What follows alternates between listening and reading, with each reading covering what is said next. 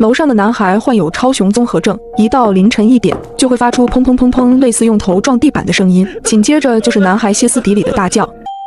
自从他们一家4口搬回来后，我就没睡过一天安稳觉，邻居们也被折磨得受不了。终于今晚501爆发了，他气势汹汹地敲响了601的房门，大概敲了17、18下，取而代之的是501歇斯底里的大吼：吵，拉傻子在吵，信不信我弄死他？不一会601果然安静了下来，租户群倒是难得热闹了起来。503说：“501给你点赞。”这话我早就在心里说过几百遍了。602是真的烦，他们家重男轻女，连续留了好几个，终于怀上了儿子，去医院检查说有超雄综合症，不愿意打，非要生下来，结果生出这么个玩意儿。我默默窥屏，虽然没有说话，但是对他们的话非常赞同。就在这时，501也在群里发话了。是哪个神经病给老子发的短信？接着501丢出一条短信截图，电话号码未知，内容是我帮你杀了他。潜水的住客纷纷表态，不是我。等租户群安静了下来之后，我把手机搁枕边，闭眼准备睡觉。毕竟像这样安静的夜晚可不多。突然手机再次震动了一下，是602发的消息。今晚601真的好安静，安静的不正常。你们说那个超雄男孩该不会真的被杀了吧？203立刻接话，怎么可能？那家子重男轻女，把儿子当宝，谁要是把他们儿子杀了，他们不得发疯和对方拼命？501却说，就那个傻子死了最好。501的话得到了503和402的强烈附和。不过话虽然这么说，503还是弱弱的问601，该不会是真杀人了吧？要不我们找个人上去看看？别看平时大家聊天聊得嗨，可真到了这个时候就没人说话了。我想了想回了句，要不再观察几天，万一是超雄男孩生病了呢？503回复，好吧。在接下来的3天里，所有人都只看到了601的夫妻俩，没有看到超雄男孩，也没有听到超雄男孩吵闹。这天下班回家的时候，一只小手突然拉住了我的袖口，扭头一看，是601的小女孩，她是超雄男孩的妹妹，穿着一身红裙子，长得怪可爱的，和那个超雄男孩简直一个天上一个地下，正可怜兮兮地看着我。她悄悄对我说：“姐姐，我家真的死人了。”什么？姐姐，我说我家有人被杀了。我先是愣了一下，接着掏出手机立刻报了警。警察很快就来了，房间门打开后，只见夫妻2人撒泼打混的哭着：“警察同志，天地良心啊，说我杀了我儿子，怎么可能？”超雄男孩站在旁边，不似以往那样身体轻颤且暴躁，安安静静地站着，眼神空洞，明显比几天前瘦了一圈。虽然超雄男孩的情况很奇怪，但是明显是个大活人。警察遇到这样的夫妻也很无奈，耐着性子说：“你们邻里邻外的，人家不也是为了你们好，没出事最好。”在警察的调解下，我拿了500块给601作为赔偿。完事后，我一直纳闷那个小姑娘为何要骗我。今天的夜晚仍旧很安静，可是我怎么也睡不着。一闭上眼睛，就是超雄男孩那副诡异的面孔。咚咚咚，有人在敲我的房门。我看了一眼手机，凌晨2点。咚咚咚，敲门声更急促更用力了，我甚至能感觉到地板都在颤动。我门口安装了一个声控灯，此刻声控灯正亮着，但猫眼里却是一片黑暗。我门旁有个窗户，此刻我清楚地看到窗帘缝隙里从外透出一缕微光，也就是说声控灯依旧还亮着。有人挡住了我的猫眼，我一点点靠近窗户，慢慢撩起了窗帘。我看见一张明显不对称、长着痤疮苍白的脸贴在玻璃上，他正用那双死鱼一般的眼睛狠狠盯着我。是超雄男孩，我吓得连连后退。当我再次鼓起勇气看向猫眼时，一个黑影缓缓从左边凑近，是一只眼睛。那眼睛在猫眼外往内看了半晌，这才远离。我终于看清楚了他的样子，他是601的男主人。我打了一个激灵，接着我看到他一把将超雄男孩扛在了肩上。超雄男孩发疯似的想要挣脱，可还是被601的男主人硬生生的扛着上了楼。第2天，我被一阵断断续续的剁肉声吵醒，是楼上的601正在剁肉馅，他家已经连续剁了1个小时了。租户群开始叫苦不迭了，毕竟今天周末，大部分人都休息。503说：“烦死了，让不让人睡觉啊？昨晚吃鸡到4点，困死了。”201隔着3层声音都很大，501直接打开窗对着楼上喊：“601，你们是不是死儿子了？剁肉岂可吃饭吗？”601剁肉的声音停了一下，然后又继续，气得501跑到601的门口大骂：“你们家是不是要死了？再发出声音试试，信不信老子送你们一家人下地狱！”602也加入了战场，就是弄死你们算我一个。601再次安静了下来，租户群里纷纷给501点赞，我群豪杰啊！听你怼601可真爽啊！这时501突然在群里问这是谁呀？发短信吓唬老子。接着他丢出一张短信截图，又是魏之浩呢。这次写的是小心下一个死的就是你。我以为这又是谁的恶作剧，便盖上被子继续睡懒觉。到了中午出去吃饭时，我正巧和601的女人打了个照面，她手里拿着个纸箱，我瞄了一眼，看到箱子正上方的几个字酱汁排脚肉鸡。女人看到我后，对着我露出一副诡异的笑容。呵呵，家里买了一只小乳猪，所以今天一直在剁肉，你多担待。我随即附和一声，转身下了楼。等我吃过午饭，刚走到5楼的楼梯口，就再次看到了601的女人。她把脸贴在我家的猫眼上，正努力从外往里看。请问你有事？听到我的声音，601女人立刻换上温和的笑容朝我看来。她抬起手，我这才发现她手里拎了个白色塑料口袋。今天家里包了包子，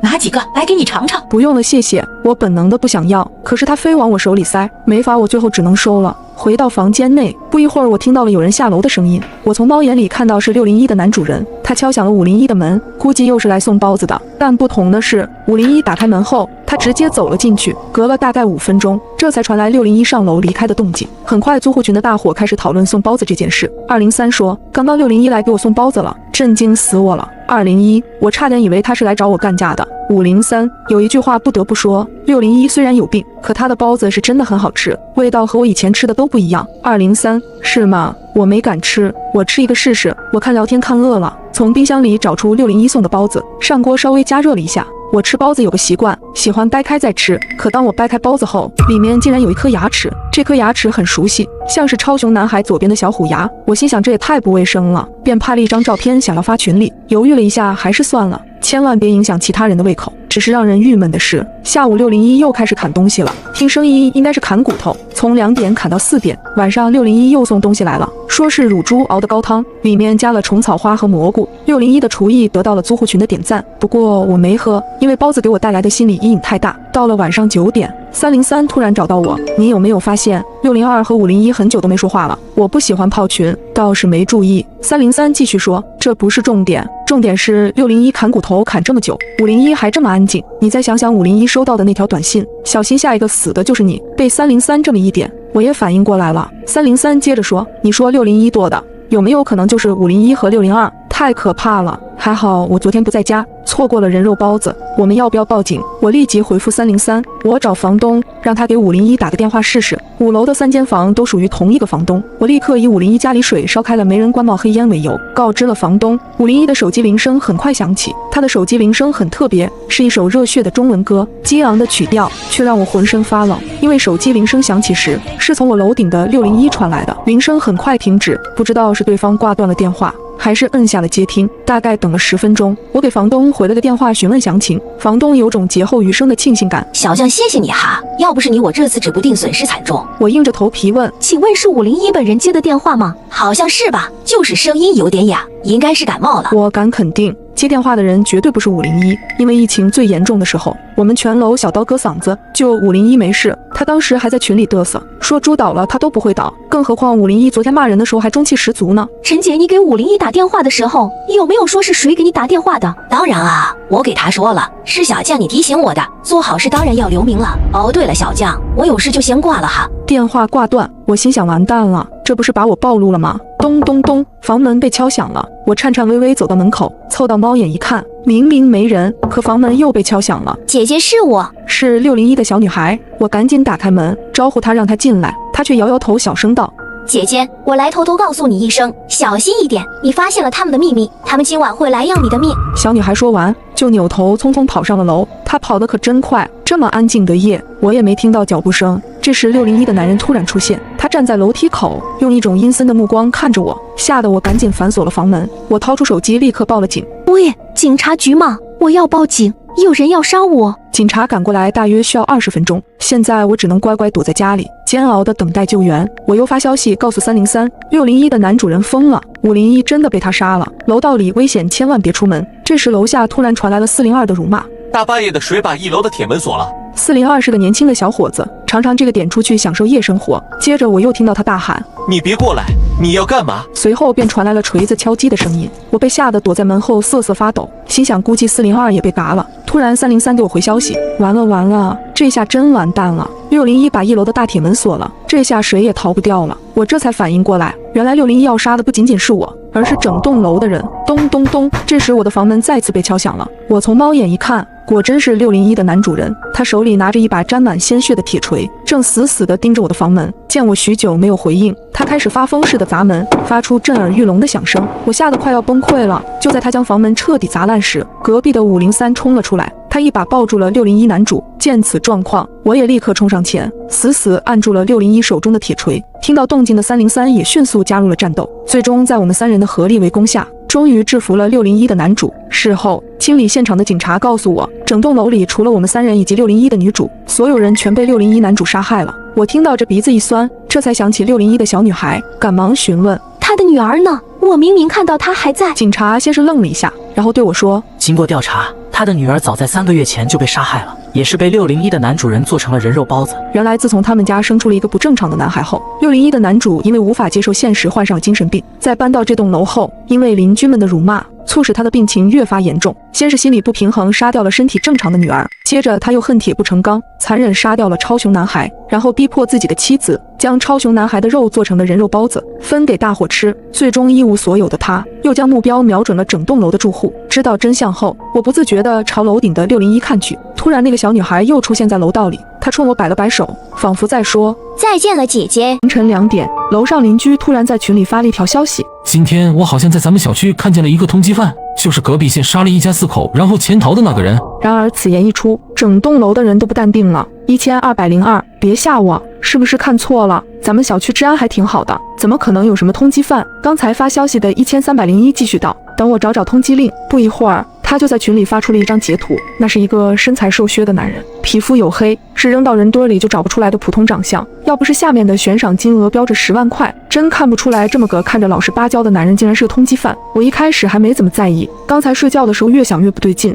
总感觉眼熟。就在咱们小区小孩游乐设施那一块，我们俩打了个照面，这一下子群里的人都炸锅了。有知道内情的邻居忍不住说话，602，这人我知道，是我们老家的，听说是他闺女被同学搞大了肚子，结果人家不认，就把人一家都杀了。就那个小男孩和他妈侥幸跑出来了，听说当时屋里全是血，他爸肠子都出来了，吓死人了。502，就为了这点事儿，也太丧心病狂了吧？他闺女不检点关人家男方什么事儿啊？402，就是现在的小姑娘都太随便了，说不定是他主动勾引的人家，谁知道呢？802，嘴上积点德吧，就好像你们知道似的。402，我怎么不积德了？怎么别人都没大肚子，就他被搞大肚子了？群里还在吵，我握紧手机，感觉头皮一阵发麻。就在此时，楼上传来一阵闷响，随即寂静的走廊里脚步声慢慢响起，外面有人在走动。可我吓得一动都不敢动，甚至不敢去看看外面到底是谁。群里还在热火朝天的讨论那个女孩到底是不是活该。我颤抖着手指赶紧打下几个字，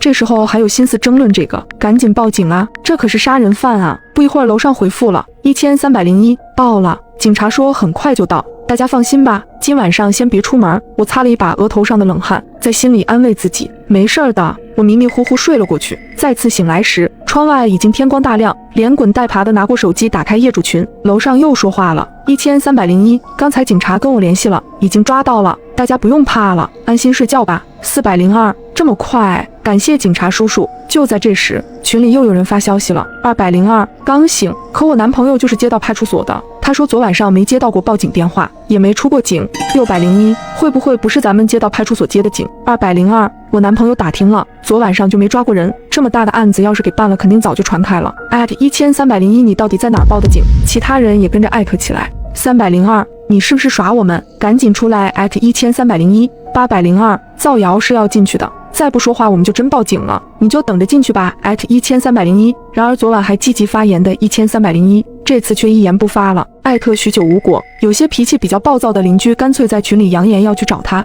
尤其是楼下的502，那是个光头大哥，直接就说要上来。我也有点生气，反正就在楼上，我干脆也跟着一起上去了。结果我和光头大哥刚上了半层楼梯，脚步就都不约而同地停下了。楼上的大门虚掩着寂静无声，我们对视了一眼。我怎么感觉有点不对劲呢？大哥咬了咬牙，走，咱们上去看看这孙子到底出什么幺蛾子。到了门口，我总感觉空气中似乎弥漫着一股浓重的铁锈气。我刚想问大哥闻没闻到，他就伸手一把推开了门。1301的邻居正安静地躺在地上，瞳孔已经扩张开来，身下的血凝固发黑，白色的墙上写着2个血淋淋的大字：等我。当天小区里好像热油进了滚水，彻底沸腾起来了。经过法医的判断，这人死了挺长时间了，身体都硬了，死亡时间初步判定为昨天下午。可是明明今天凌晨4点的时候，1301还在群里说话来着。小区里出了命案，人人都开始害怕了。802，这人到底是怎么回事啊？怎么还开始报复社会了？现在是无差别杀人了吗？602，我感觉不会吧。因为听说当时他杀那一家4口的时候，那家里还有串门的邻居在，他也没杀人家，把人家放回去了，怎么会现在就开始随便杀人了？402，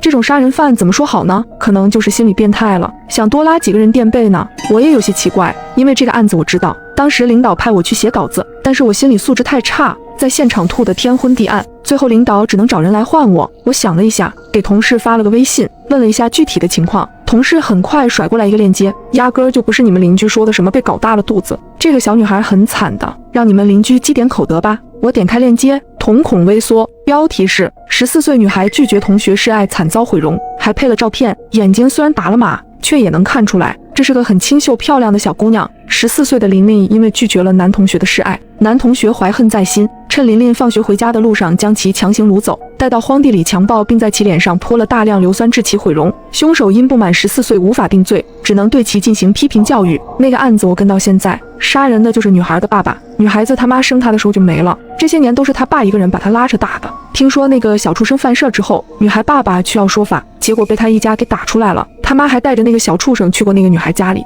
问他怎么还不去死。怎么说呢？虽然杀人不对，但也真是被逼得没办法了。我抿住下唇，不管怎么说也不能杀人啊，被抓了留下那个女孩子自己可怎么办啊？同事沉默了一会儿，许久后他说道，那个女孩死了，是自杀。我把链接发到了群里，很快就有知情的邻居扒出了楼上的身份，原来1301叫赵一强，也是个网编记者，当时他全程报道了这件事儿，有邻居直接把他撰写的文章发到了群里。听村里人说，这个男孩是出了名的敦厚老实，非常腼腆也非常孝顺。据我了解，这个叫琳琳的女生在学校就比较爱打扮，和男同学们走得很近。小编认为一个巴掌拍不响，到底是什么能让一个老实人如此疯狂？或许是我们要思考的问题。他全程都在暗示被害的女孩子不自爱、不检点，故意勾引加害人，才迫使加害人一时冲动。群里开始激烈讨论。802，这个人说的什么东西？人家小女孩被强暴了，还被毁容，到他嘴里就成活该了。我看他现在才是活该。502，现在什么人也能叫敦厚老实了？老实人实惨。402，我觉得他说的没问题，怎么那么多女孩就非得强暴他？肯定是他不自爱啊，说不定是他主动约人家出去，后来又后悔了，想勒索人家，结果人家受不了才给他毁容的呢。502，楼上脑子进水了吧？给罪犯洗的。602，希望你以后也遇上这种人渣，到时候看你还说不说得出来这种话。402，呵呵，急了，你们就知道我说的不对。我发了一条消息，上一个这么写的人已经被杀了，你怎么就知道那个通缉犯现在就不在群里看着你的发言呢？说不定今晚就轮到你了。当天晚上群里又热闹起来了，无外乎那个叫刘贵友的通缉犯到现在还没被抓到。601，现在到处都是天眼，连个通缉犯都找不着，这群人干什么吃的？这时候402突然说话了，他先在群里发了一个新闻的评论截图，一个名为莫欺少年穷评论道，小年纪就知道打扮了能是什么好东西？我看多半是仙人跳人家没成，把人家逼急了，活该。现在的女的都不是什么好东西，我支持这个男的，干得好，怎么没把他杀了？很明显，这个莫欺少年穷就是402，虽然不知道他为什么要发这些，但是群里立马炸开了。802，你有病吧？我看你才是真的反社会，你说这话也不怕遭了报应？键盘侠竟在我身边。502， 402，你什么意思？你还有脸发出来？402没说话，继续发了一张照片，照片里200斤左右的黑胖子正坐在电竞椅上。随即他发了最后一条消息，这就是我。第二天一早我就被警察敲了门。402死了，他死前你曾在群里说不定今晚就是你了，请问你是提前知道了些什么吗？我懵了，我不知道啊，我就是看不惯他那么说话随便吓唬他的，他怎么会真死了？在看了监控确定我当晚都没出门后，我的嫌疑被排除了，警察估计也就是走程序。谁都知道杀了他的肯定是刘贵友，但让我不解的是，真正害死刘贵友女儿的那个男同学和他妈妈已经逃出来了，他不去追杀他们，为什么倒要来我们小区杀这几个无关紧要的人？我赶紧把情况跟同事说了一下，问问他那边有没有什么新情况。同事过了一阵子才回，其实那个小姑娘一开始也没想死的，治疗也挺积极的，他爸还到处打听哪里植皮技术好，以后攒钱带她去整容。结果后来被那个记者把这事儿发网上了，还颠倒黑白。你也知道网上什么人都有，好多人就去骂小姑娘不检点，活该，反正说得很难听。结果那天回来，他爸就发现他割腕了。临死前，手机屏幕上还是骂他怎么还不去死的私信。他把一张照片发给我，末期少年穷，母狗，你怎么还不去死？被毁容的滋味怎么样？爽不爽？我双眼发直，放下手机，怪不得他要杀了这2个人。赵一强把女孩的事情胡编乱造后发到网上，引导舆论网暴。402的私信则成了压倒女孩心理防线的最后一根稻草，所以女孩的父亲来复仇了。这些隐藏在网线后的蛆虫，在黑暗里肆意发泄着自己的扭曲和戾气，从来不需要为自己言行负责，让他们更加的肆无忌惮。自从这件事发生后，一直热闹的业主群终于安静下来了。刘贵友有很强的反侦查能力，这些天我们小区警车来来往往，到处都能看到巡逻的便衣，然而他却一直没被抓到。往日晚上热闹的小区已经一片死寂了。就这么过了几天，持续的高压让每个人都神经绷紧，警察恨不得把所有警力都出动驻扎在小区里，势必要把刘贵友拿下。然而刘贵友又杀人了，只是这次不在我们小区，而是在离我们这里很远的一片城乡结合部。他找到了那家逃出来的母子，杀了妈妈后把儿子绑走了。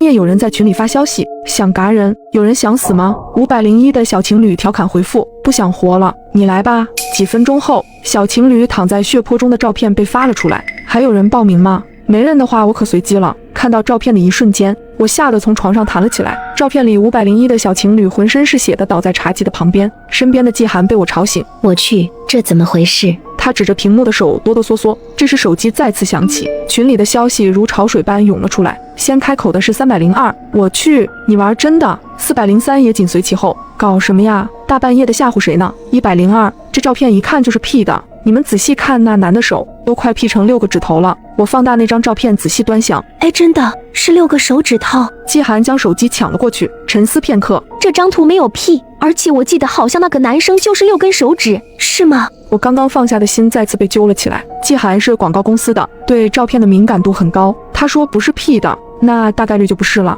这时501突然发来了一串语音，一个用了变声器的声音在室内回荡。还有人报名吗？没人的话，我可随机了。季涵惊恐开口，这人疯了，别说废话了，赶紧报警吧，我年纪轻轻的可不想死在他手里。季涵嗯了一声，我走到房门前将门反锁，警局的电话接通了。季涵3言2语的将事情的来龙去脉说了一遍，得到的回复是，这几分钟内已经接到了3个人的报警电话了，他们正在往这边赶。听到这里，我重重的松了口气，打开手机，我看到502的业主重新拉了个新群，里面是502、403、102、302跟我。这时502发来消息，我刚才看到一个男人拎着刀从501家里出来下楼去了，刀上全都是血，那个男人戴着口罩和帽子，看不清他的脸，我不确定是不是宋哥，这可怎么办啊？我报警一直忙线，我急忙打字说自己已经报过警了，警察在来的路上。其他几个邻居都说自己报警的时候提示线路繁忙，根本没有打通。奇怪，季涵刚刚说有3个邻居也报警了呀。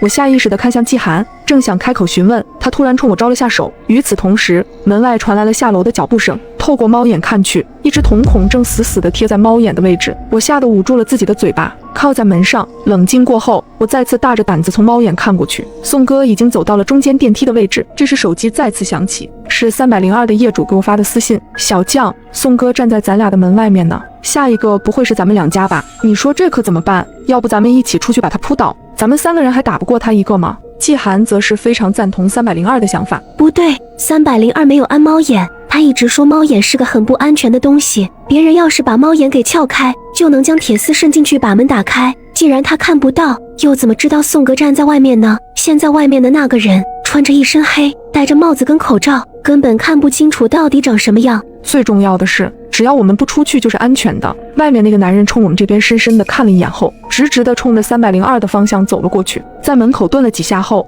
缓缓打开了302的门。季涵眉头紧皱的向我询问，走了吗？他进对面了，进去了，怎么进去的？撬门。季涵一连串问了我几个问题，不像，看着好像直接打开门就进去了。不对啊，那个人直接开门就进去了。502也说看不清楚凶手的样子，你说会不会是302假扮宋哥杀的人啊？季涵这会儿也是慌了神，我又不认识他俩，怎么可能知道啊？这时手机响起，是宋哥拿着302的手机发来的消息，是302满身是血的躺在地上的照片。接着又发来几串语音，再问一遍，有人报名吗？没人的话，我继续随机了，或者公平点，你们投票，谁票数最多，我就先杀谁。我全身冰凉，站在原地。你刚才电话到底打通没啊？怎么警察还没来？打通了啊！我再打一个，太晦气了，来你家借住几天就遇上这样的破事儿。他当着我的面再次拨通了电话，对面是个温柔的女生。我噼里啪啦地将事情再说了一遍。警察姐姐，死俩人了，你们快来啊！对方再三承诺，警察已经在路上了，我才稍稍的松了口气，火速重新拉了个群，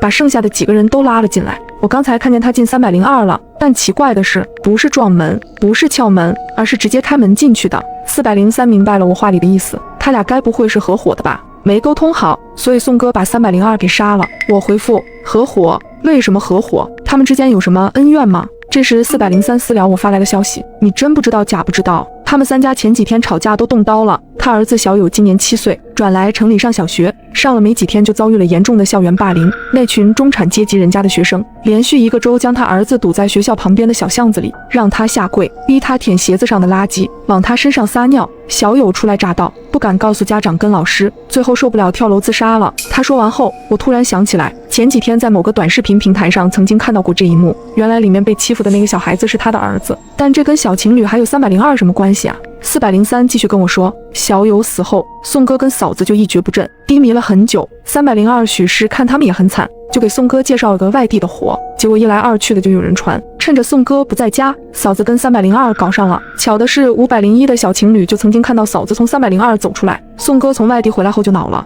拎着刀就去找了501的小情侣，当时都惊动了警察，所以很有可能302跟210合起伙来弄死了那对小情侣。最后宋哥气不过还是宰了302。我不在的这几天居然发生了这么多事情，这么重要的事情你怎么没跟我说呢？季寒慢半拍的啊了一声，表情有些紧张。我又没出过门，我怎么会知道啊？再说了，我跟他们不熟，谁会给我讲这种八卦？我正欲开口，502在大群里发了消息，我想起来了，宋哥的主页是安指纹锁的，咱们这一栋的人家都是谁让他装的指纹锁？有没有可能刚才是他打开了302的门？我和季寒四目相对，脸色都难看得很。坏了，我的指纹锁就是他装的，那时候他给我便宜了200块钱，为此我还请他吃了一顿饭。而且刚才他进302之前的时候，曾盯着我们这边看了好久。下一个会不会？这时门口发出了滴的一声，我和季寒同时看向门口，熟悉的声音响起，解锁成功。那一瞬间，我体会到了什么叫汗毛倒竖。季寒反应比我快，你愣着干嘛呢？抄家伙！我这才反应过来，捡起一把扫帚防身。一阵风吹过，门发出吱呀的声音。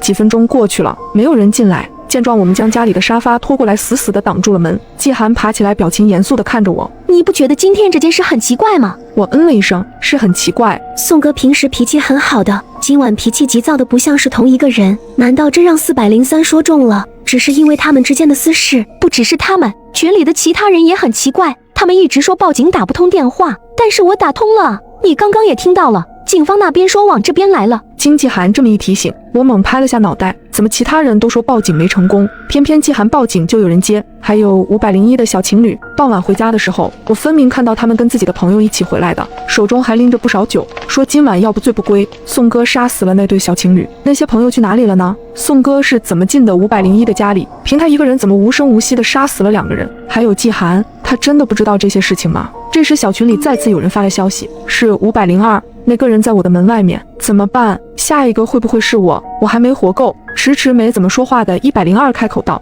怕什么？这件事跟咱们没啥关系。我也安慰道，对，你把门反锁好，刚刚他都打开我家门了，都没进来。我也觉得这件事跟咱们没关系。这时102突然给我发来了私信，你都知道了，403跟你说的吧？你的室友在你旁边吗？正巧季寒伸头往我这边看来，我下意识地把手机锁了屏。怎么了？有什么秘密是我不能看的？我笑得尴尬。之前追我那个同事，没啥大事儿。我借口去厕所打开了跟102的聊天记录，他没在。怎么了？对方回得很快。我没猜错的话，你室友应该没跟你讲前几天宋哥发生的那些事情吧？他不知道，真是笑话。知道为什么开了你的门吗？前几天那件事，你的舍友可是出了不少力呢。小情侣看见嫂子从302家里出来这件事是季寒说的，他人比较直，看到事情就都会说出来的。在学校他就这样，但是那对小情侣说自己从没有看到嫂子从302出来过。你说到底谁说的是真的？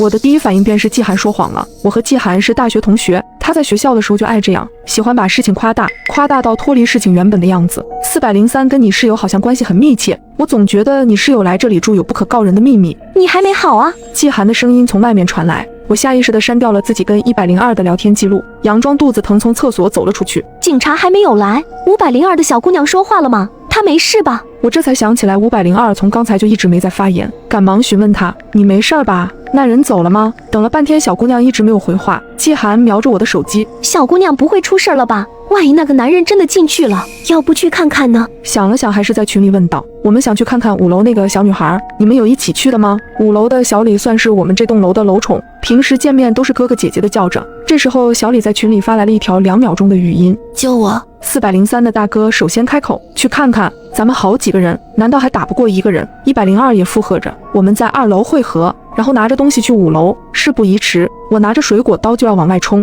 就在我开门的那一瞬，季寒突然扯住了我的胳膊：“你不觉得这件事很奇怪吗？从一开始302就说让我们出去，好不容易挨到现在了，警察都快到了，咱们为了小李还是要出去。但我觉得宋哥对咱们没有恶意，如果真的想杀我，刚才门都开了，他为什么不进来啊？”提到宋哥，季寒的脸上闪过一丝惊慌。难道刚才102说的都是真的？季寒在那出大型的伦理剧里面充当了重要的角色。我总觉得有人在故意引我们出去。我顿了几秒，说到底你是来借住的，跟这些邻居也没有感情，你在家等着，我自己过去。他像是松了口气。那你自己去吧，注意安全。走到门口，我突然回头，却看到季寒正在低头拿手机跟什么人发消息。我走出家门的一瞬，身后传来了反锁门的声音。可当我再次回来时，季寒死了，死在了我家里。90岁的奶奶胃口突然越来越好了，她一个人能吃掉3大盆肉。可有人却评论道：“这根本就不是你奶奶，而是一只人面熊。”我奶是网上的网红奶奶，她今年已经90了。由于我奶的胃口奇好，所以被人亲切地称为吃货姥姥。今天我奶准点开始直播，她面前是满满一盆牛肉。我奶咧开嘴，笑着说道：“各位小朋友们，晚上好啊！今天姥姥给你们直播吃牛肉。”直播间很快就涌入了一批我奶的死忠粉，来看吃货姥姥直播了，下饭神器。我孩子之前吃啥都没胃口，看了姥姥直播后炫了2碗饭。我笑眯眯地看着这些弹幕，可有一条弹幕却显得格格不入：“还什么吃货姥姥呢？这分明就是一只黑熊。”我皱了皱眉头，我奶不识字，所以也看不懂这些弹幕。她大口地吃起了牛肉，这就是一只披着人皮的黑熊，你奶早被黑熊给吃了。我有些生气，这人是有病吧？直播间我奶的粉丝也开始怼起来：“你这么攻击姥姥有什么目的？姥姥这么可爱，你竟然说她是黑熊，别理她！家人们，这种人就是找喷的。”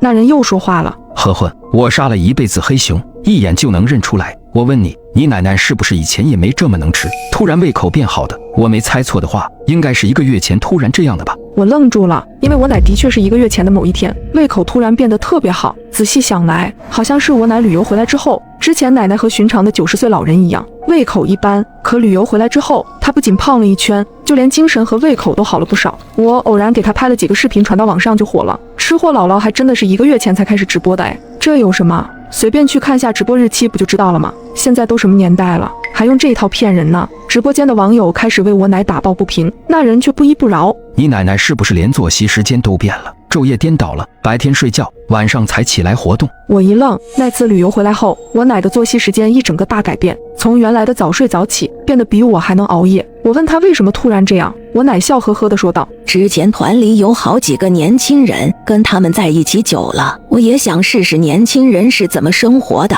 一开始我爸妈还担心我奶的身体，可时间久了，我奶非但没有虚弱，反而精神头越来越好，人看上去也年轻了不少。眼看直播间的弹幕越来越多，我奶眯着眼睛问我：“丫头，直播间的人都在说什么啊？”我连忙找了一个理由搪塞了过去：“奶，他们都在夸你呢。”我奶听后十分开心地笑了起来。那人又发了新的弹幕：“你奶奶的嗅觉也变得非常灵敏，我说的对吧？”他的确没说错，奶奶的嗅觉变得格外灵敏。有一次我半夜进她房间，想看看她被子有没有盖好，我明明已经特意放轻了脚步声，可还是被我奶发现了。她朝我笑着说道：“丫头，你站在门外的时候，我就闻到你身上的味道了。”这种巧合让我有些不安。那人又说：“你奶奶也是从1个月前长出了新牙齿和毛发的，对吧？”我看了一眼吃得正欢的我奶，她露出的牙齿十分锋利，比正常人要尖很多，完全就不像是一个90岁的老人。这人说的没错，我奶旅游回来后，牙齿和身上的毛发全长出来了。我虽然纳闷，可这对于我奶来说是个好事，也就没放在心上。可现在种种巧合都被这人一一说了出来，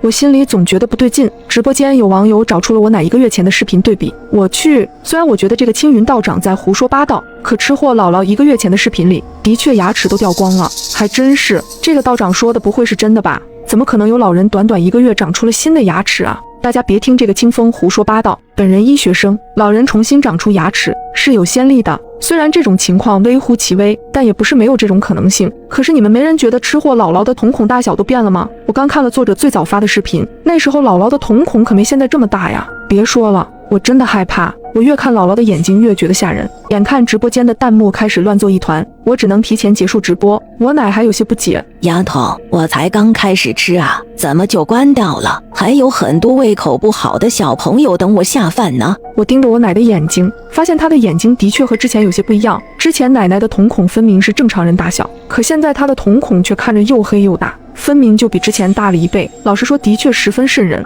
我奶吃完一盆肉后，还意犹未尽地舔了舔嘴唇。她咧嘴笑的时候，我看见她牙齿好像比之前更尖锐了一点，乍一看更像是某种野兽的牙齿。丫头，我还饿，再给我煮一盆肉吧。现在我奶的食量都已经超过我们全家食量的总和了。奶，你吃太多了，睡前吃这么多不太好的。一瞬间，我奶的脸色变了，她的瞳孔眯成狭小的一条线，直勾勾地瞪着我。不过很快，奶奶恢复成了平时和蔼的样子。哎呀，我知道了，丫头。我奶笑眯眯地摸了摸自己的肚子。等我奶回房间后，我收到了清风道长给我单独发来的私信。黑熊身上是有异味的，就算他穿了人皮，还是掩盖不住身上的臭味。你奶奶是不是在1个月之前开始喷香水了？我心里一惊，这件事也被他说中了。我奶的确从旅游回来后就开始喷香水，我妈还打趣她是不是看上哪个老头子了。我后背越来越凉。他得不到满足后，迟早要对你们家里人下手。这种黑熊叫做人面熊，吃人之后会钻到人皮里，他吃了脑子之后还会有原来人的记忆。我之前遇到过人面熊，他伪装成原主人，跟他的一对妻女生活在一起长达3个月之久。最后我赶到的时候，那只人面熊已经不见了，家里只剩3张腐烂的人皮。我追了这只人面熊有1年之久，我怀疑你奶奶就是我追的那只人面熊。我最后一次见到她是姑娘山附近。看到姑娘山这3个字，我顿时瞪大了双眼，因为我奶跟团旅游的地方就是姑娘山。冷汗从我额头冒出，难道我奶真的是人面熊？你要是不相信，可以等会儿在她的房间里放一块生肉，黑熊是无法抵挡肉的诱惑的。我颤抖着回复道：道长，要是我奶真的是你说的那只人面熊的话，要怎么办？带你爸妈逃得越远越好。人面熊一旦定下了想要追杀的目标，就会一直追杀你们。如果你奶就是我一直追踪的那只人面熊，这熊已经吃了很多人了，它实力很强，我拿它也没有办法。我决定先按照这个清风所说，在我奶房间里放一块生肉试试。我强忍着困意，熬到了5点多，天都已经亮的时候，我蹑手蹑脚地来到我奶房间口。我奶应该已经睡了，我小心翼翼地推开门，我奶打着巨大的呼噜声。我把生肉放在她床边不远处的角落里，那块生肉血淋淋的。如果我奶不是黑熊，她肯定是不会吃的。正当我准备离开的时候，我瞥见我奶不知何时睁开了眼睛，她面无表情地斜着眼睛看着我，眼睛像是冒着绿光。丫头，你一大早在我的房间里做什么呢？我奶半眯着眼，直勾勾地看着我问道：奶，我过来看看你踹被子了没呢？你忘记前几个月你半夜踢被子，感冒了半个月，把我们都快担心坏了。我连忙挤出一个微笑。我奶若有所思地点了点头。放心吧，我现在早就不会踹被子了。倒是你在我房间里放了什么东西？我奶吸了吸鼻子，我没想到她的嗅觉这么灵。那肉我藏在角落里，还是被发现了。我睡不着，大黄一直吵我想拿肉喂它呢。来你房间的时候一不小心就掉了。我只能把生肉拿出来。当我拿出肉的那一瞬间，我看见我奶的瞳孔变得似乎更大了一点。我分明看到她吞咽了好几口口水。我的心沉了下来。这生肉闻着十分腥，普通人闻着都觉得恶心，可看我奶这样子，像是十分渴望一样。我奶眼珠子转了转，我这昨晚就没吃饱，看见你这肉又饿了。丫头，你给我煮点肉吃吧。我故意把生肉递到我奶跟前，我奶却露出抗拒的表情。这生肉臭死了，难怪我一下就闻到了。她脸上的嫌弃十分真实。好，我这就给你煮肉去。我心有余悸地来到厨房，把这事告诉了清风道长。清风道长也没睡，很快回复了我。看来这只人面熊已经吃了太多人，智商变得更高了。它甚至懂得忍耐，抵抗肉的诱惑了。它每吃掉一个人，智商和力量就能变得更高。等它吃腻这些肉的时候，就会开始对你们下手了。我着急了，道长，那怎么办啊？还有一种办法，我给你寄一袋我专门研制的对付人面熊的毒药。人面熊警惕性非常强，我之前一直没有机会靠近它，但你有下手的机会。可这种毒药是不可能一次性杀死它的，只能让他更虚弱，我就能对他动手。我愣住了，因为现在我心底只是有些怀疑而已。可让我真的给我奶下毒，我是怎么也做不到的。清风道长见我迟迟没有回复，便回道：我知道你现在还没有完全信任我，这样吧，你去看看你奶脖子后头是不是有个伤口，人面熊钻人身体里头也不会毫无痕迹，那伤口就留在后脖梗处。我刚准备回复清风道长，瞥见玻璃门内站着一道身影，我奶就站在厨房门后，他脸上没什么表情，也不知道站在那儿多久了。我一激灵，奶，你吓死我了！你怎么走路没声音的？我奶脸上挂着一种十分古怪的表情。丫头，你听过一句话吗？动物走路是没有任何声音的。一股恶寒从我脚底升起，直接窜到脑袋顶上。我奶却笑了，瞧你脸上的表情这么难看，我是跟你开玩笑的。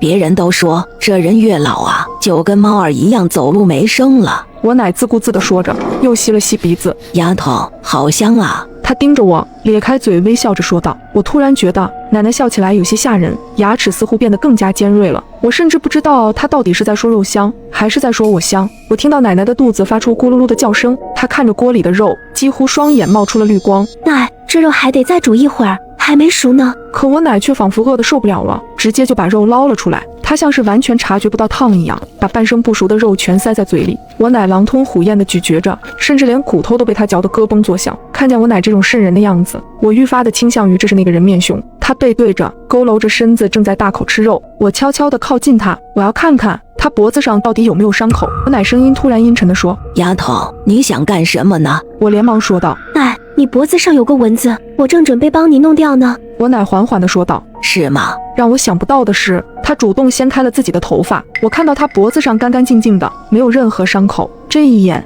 我彻底松了口气，这说明奶奶根本就不是人面熊。丫头，你这2天怎么看着都怪怪的呢？我冲她笑了笑：奶，这肉半生不熟的，你吃了会生病的，我再给你煮煮。见我这么说，我奶也听话的坐到沙发那边去了。我给清风道长发去了私信：道长，我看了我奶的后脖子，没有伤口，她不是你说的那只人面熊。不可能，你奶绝对是人面熊，我是不会认错的。如果她脖子上没有伤口，那还有一种可能，就是她穿了2张人皮。我觉得有些无语，这清风道长说话咋越来越玄乎了？也就在这个时候，我又收到了一个新的陌生人的私信。这个陌生人网名叫职业猎熊人。你好，昨天是不是有一个叫清风道长的人私信了你？他还告诉你，你奶奶是一只人面熊，你可千万不要信这个清风道长的话，因为他根本就不是一个人，而是一只人面熊。我愣住了，这反转来得太突然。清风道长原本是我师弟，我们一直在追踪一只人面熊，这只人面熊是我们遇到最狡猾的一只，我们一路追到了姑娘山附近，可就在那，